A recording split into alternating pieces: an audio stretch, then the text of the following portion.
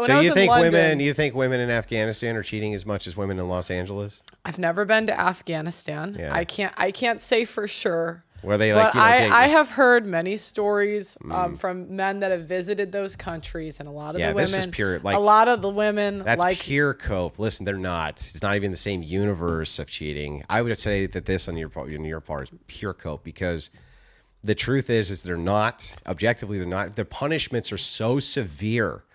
Right. And the fact that you have to have chaperones even for women to walk around. They have to have male chaperones to walk them. That's not all the Muslim countries, though. I know. It's not all of them. But even in the ones that are more progressive, they're not cheating as much. There's no way. So it's giving a demonstration of like, well, wait, if there is social outcomes, so there are ways to govern nations where there's social outcomes for these behaviors. It doesn't even need to be that extreme. That's way, you don't even need to make it where they you have to wear a shufa and can't show your...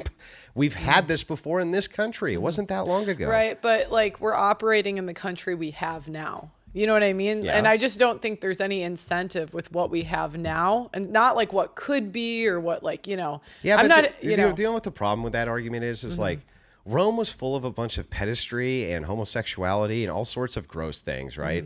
And it did reform eventually, right? There was some destruction which happened, but yeah, the virtues have to necessarily switch. So you go from Rome to like 1800s America. 1800s America looks real straight-laced in comparison to Rome, right? Like real straight-laced.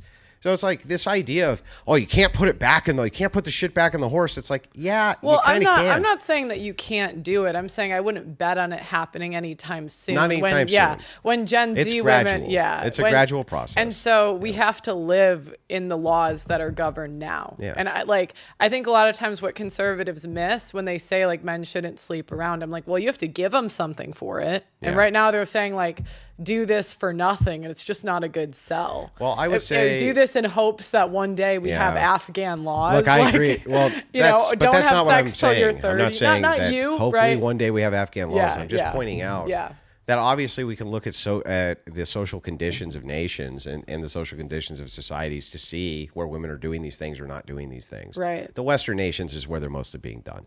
That's the primary areas where sexual liberation is there, and this is the primary problem. So I would just say this. Just like it took 80 years for us to get here, right? It might take just as long to make the gradual transition the other direction.